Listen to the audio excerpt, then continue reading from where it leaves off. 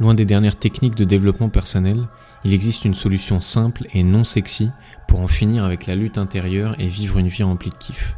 Et cette solution, c'est jouer ta note. C'est-à-dire être qui tu as réellement envie d'être et faire ce que tu as réellement envie de faire de ta vie.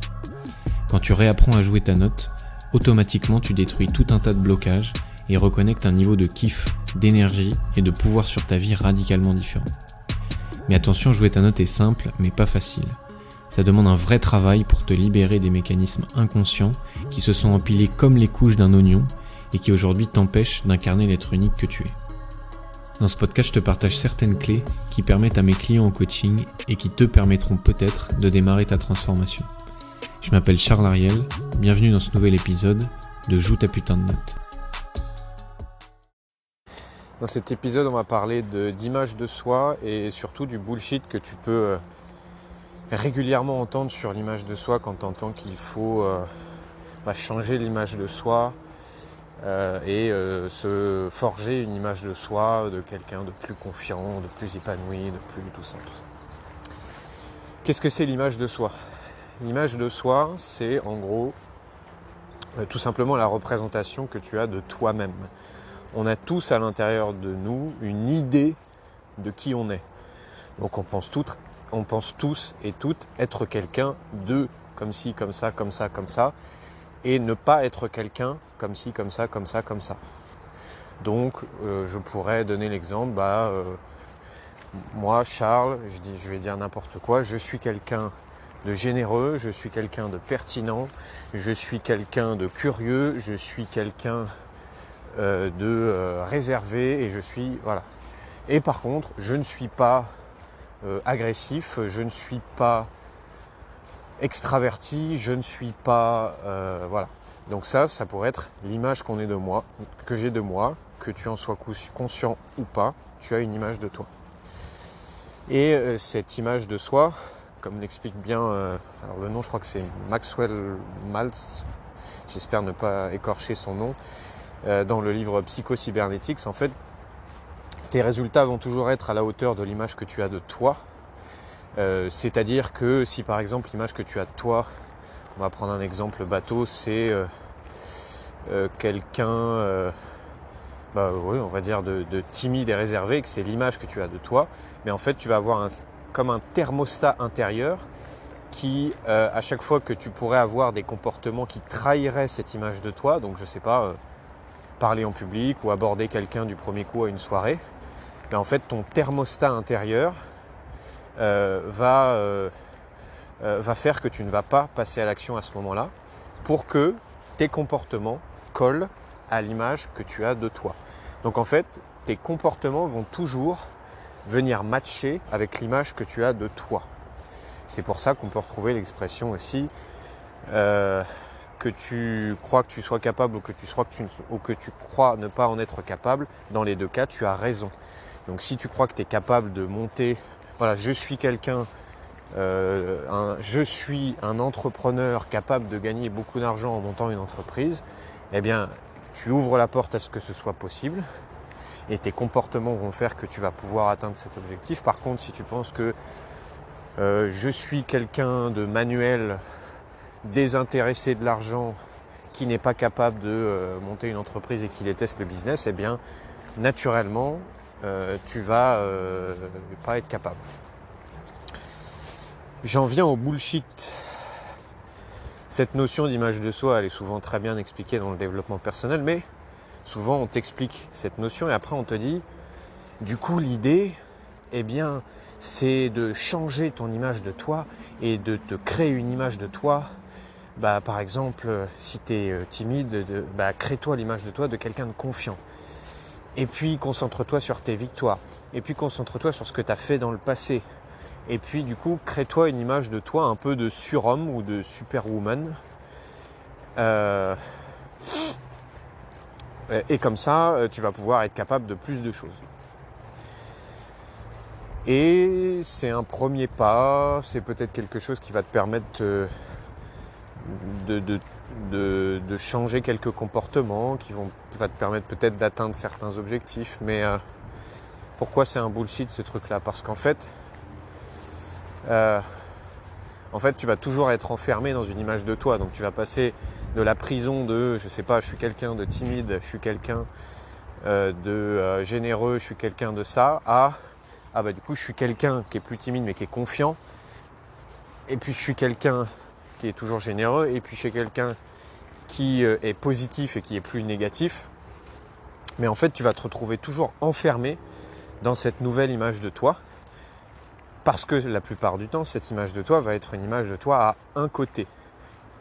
Puisqu'à partir du moment où tu dis « je suis quelqu'un de généreux », tu sous-tends l'idée qu'il n'y a jamais aucun moment où tu es radin. Ce qui est faux. Quand tu dis « je suis quelqu'un d'extraverti », tu sous-tends l'idée que il n'y a jamais des moments où tu es introverti. Ce qui est faux aussi. Et tu peux faire ça avec n'importe quelle qualité ou défaut. On va dire ça comme ça.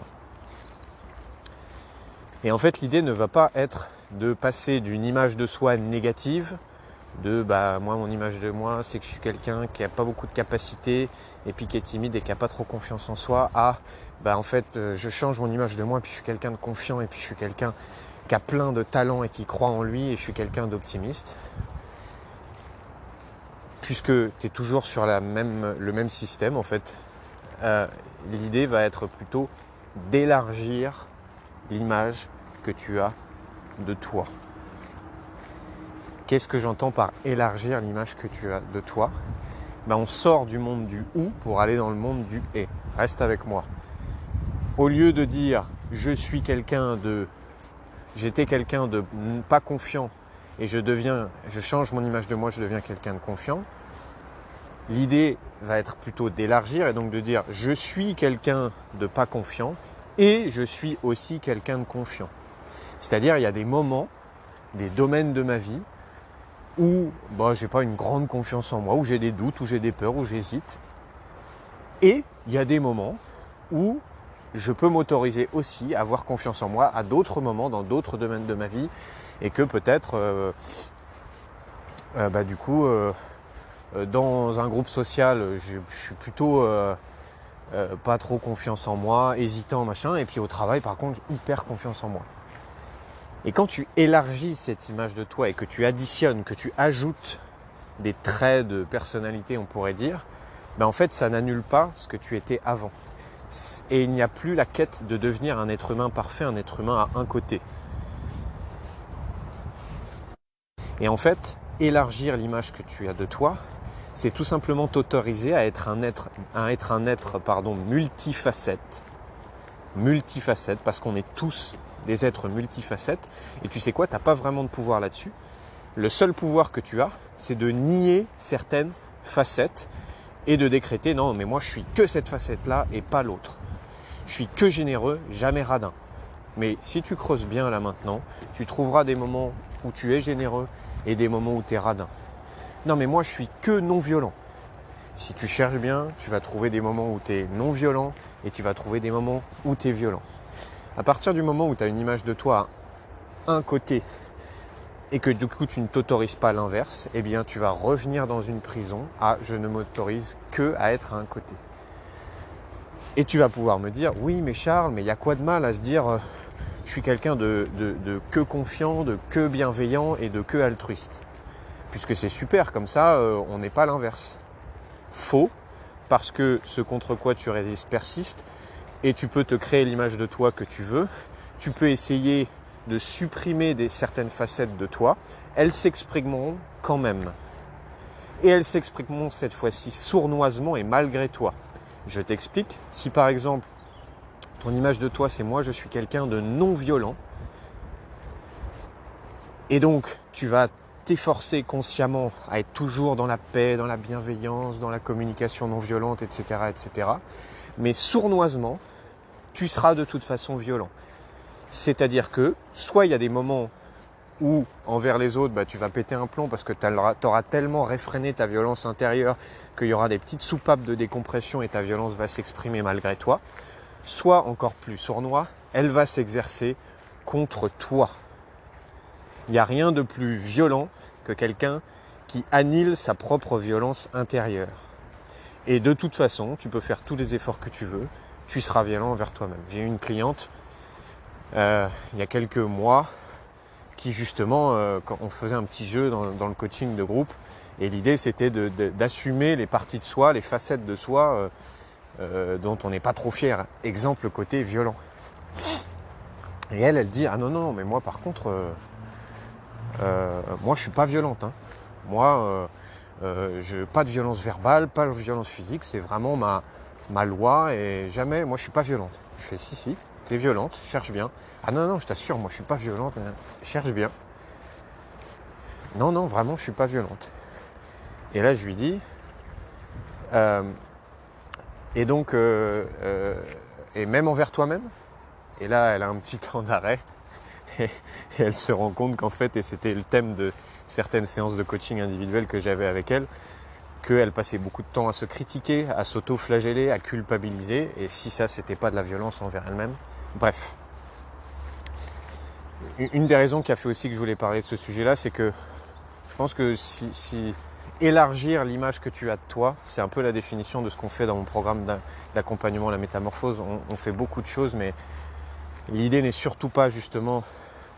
C'est pas un programme d'amélioration de soi où tu vas rentrer dedans et tu vas ressortir en étant un meilleur être humain parce que tu te seras débarrassé de certains mauvais côtés et tu auras cultivé certains bons côtés. On fait l'inverse de ça. En fait, dans ce programme, je t'aide à assumer toutes les facettes de toi, même celles que tu as mis en déni, même celles que tu qualifierais de mauvaises, pour que tu les réintègres et que ça fasse de toi juste un être humain qui kiffe et dont les parties de soi s'expriment consciemment et pas en sournoise comme on l'a vu juste avant avec l'exemple de la violence. Voilà. J'espère que cet épisode t'a parlé sur l'image de soi. S'il y a une idée à retenir, une seule idée, c'est le but n'est pas de changer l'image qu'on a de soi, mais d'élargir l'image qu'on a de soi pour qu'elle soit de moins en moins étriquée et qu'elle englobe un maximum de facettes. Dans le cas où tu voudrais aller plus en profondeur, j'ai décidé de mettre à disposition gratuitement ma dernière conférence qui s'appelle les 5 étapes pour réapprendre à jouer ta putain de note. Tout simplement, c'est la conférence la plus complète que j'ai faite jusqu'ici et qui va te donner les 5 étapes concrètes par lesquelles passer si jamais tu veux te transformer en profondeur et vivre une vie remplie de kiff, et ça de manière durable. Donc tout simple, si tu veux obtenir la conférence, tu cliques sur le lien que tu vas trouver dans la description de cet épisode. D'ici là, je te souhaite de jouer ta putain de note.